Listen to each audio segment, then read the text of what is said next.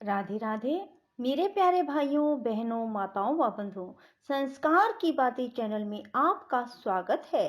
बंधुओं, आज सोमवार के दिन मैं आपके लिए लाई हूँ सोमवार की कथा, जिसे सुनने मात्र से भगवान शिव शंकर भोलेनाथ की आप पर असीम कृपा होगी। भोलेनाथ आपकी हर मनोकामना पूरी करेंगे। बंधुओं, यदि आपने हमारे चैनल को अब तक सब्सक्राइब नहीं किया तो जरूर करें और बेल आइकन दबाना ना भूलें, ताकि आपको हमारी आने वाली सभी वीडियोस की जानकारी सबसे पहले हो सके।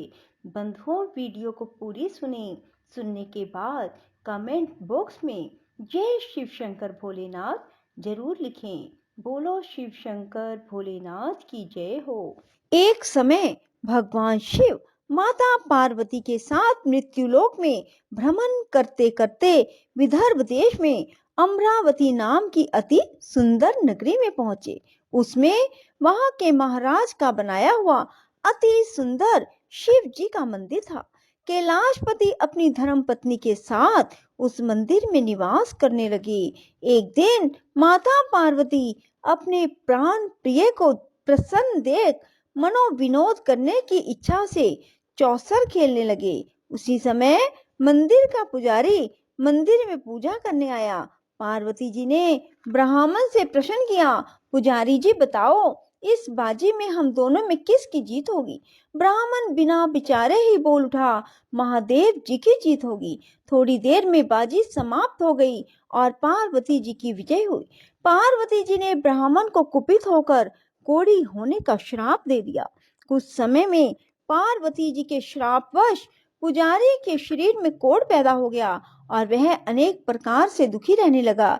इसी तरह से कष्ट पाते पाते बहुत दिन बीत गए। एक दिन देवलोक की अप्सराएं शिव जी की पूजा करने उसी मंदिर में पधारी और पुजारी से रोग का कारण पूछा।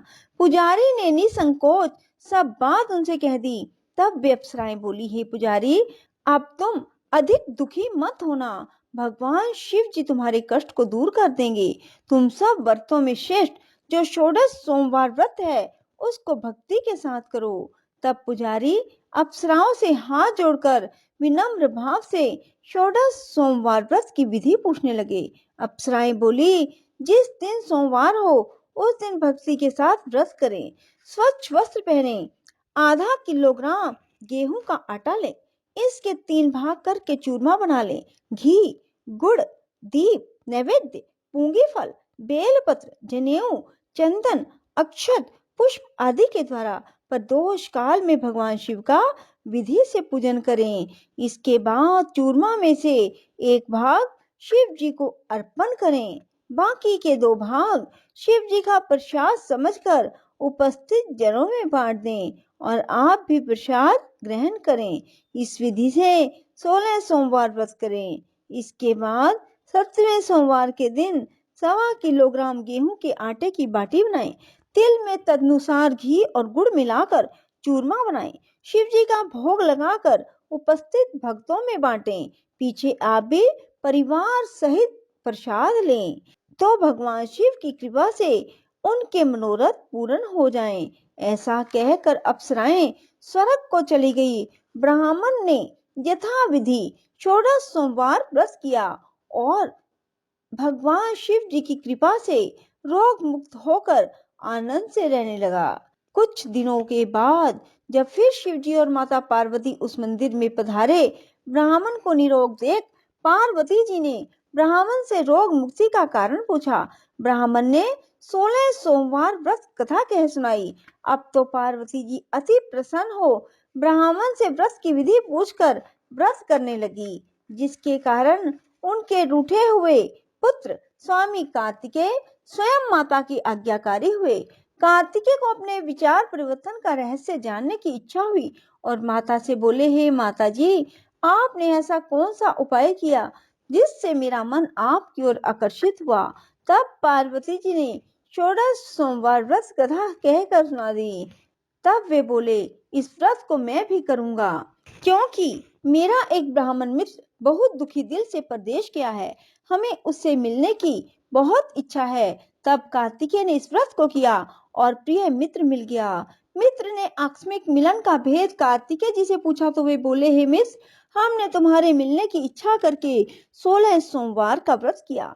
कार्तिकेय जी के उस ब्राह्मण मित्र को अपने विवाह की बड़ी इच्छा हुई। उसने कार्तिकेय जी से व्रत की विधि पूछी और यथाविधि व्रत किया। व्रत के प्रभाव से जब वह किसी कार्यवश विदेश गया तो वहां के राजा की लड़की का स्वयंवर था। राजा ने प्रण किया था कि जिस राजकुमार के गले में सब प्रकार से श्रृंगारित हथनी माला डालेगी, मैं उसी के साथ उसका विवाह करूंगा। शिव जी की कृपा से ब्राह्मण भी स्वयंवर देखने की इच्छा से राजसभा में कोर बैठ गया। नियत समय पे हथनी आई और उसने जयमाला उस ब्राह्मण के गले में डाल दी। राजा ने प्रतिज्ञा के अनुसार बड़ी धूमधाम से अपने कन्या का विवाह उस ब्राह्मण के साथ कर दिया। ब्राह्मण को बहुत सा धन और सम्मान देकर संतुष्ट किया। ब्राह्मण सुंदर राजकन्या पाकर सुख से जीवन व्यतीत करने लगा।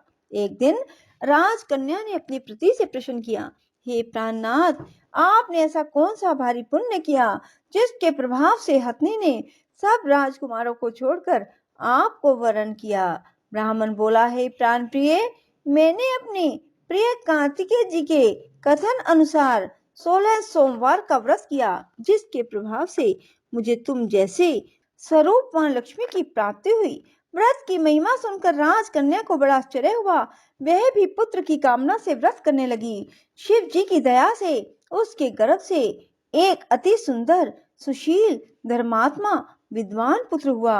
माता पिता दोनों पुत्र को पाकर अति प्रसन्न हुए और उसका लालन पालन भली प्रकार से करने लगे।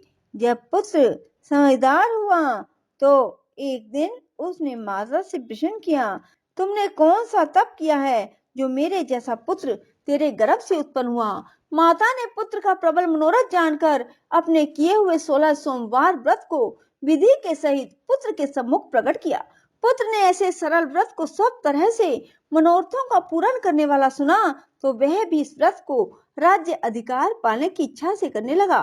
इसी समय एक देश के वृद्ध राजा के दूतों ने आकर उसका राजकन्या के लिए वरण किया। राजा ने अपनी पुत्री का विवाह ऐसे सर्व गुण संपन्न ब्राह्मण युवक के साथ करके बड़ा सुख प्राप्त किया। वृद्ध राजा के देवलोक पधारने से यह ब्राह्मण बालक गद्दी पर बिठाया गया, क्योंकि दिवंगत भूप के कोई पुत्र नहीं था। राज्य के अधिकारी होकर भी वह ब्राह्मण पुत्र अपने 16 सोमवार व्रत को करता रहा और इस प्रकार इस लोक में सभी सुख भोगकर अंत में मोक्ष को प्राप्त हुआ। सोमवार और 16 सोमवार के व्रतों की इतनी महान महिमा के कारण ही यह व्रत इतना प्रसिद्ध हुआ, जो सबके मनोरथ सिद्ध करने में समर्थ है। राधे राधे, जय श्री कृष्णा। बंधुओं, यदि आपको हमारी वीडियो पसंद आए तो इसे लाइक करें और शेयर भी जरूर करें। धन्यवाद।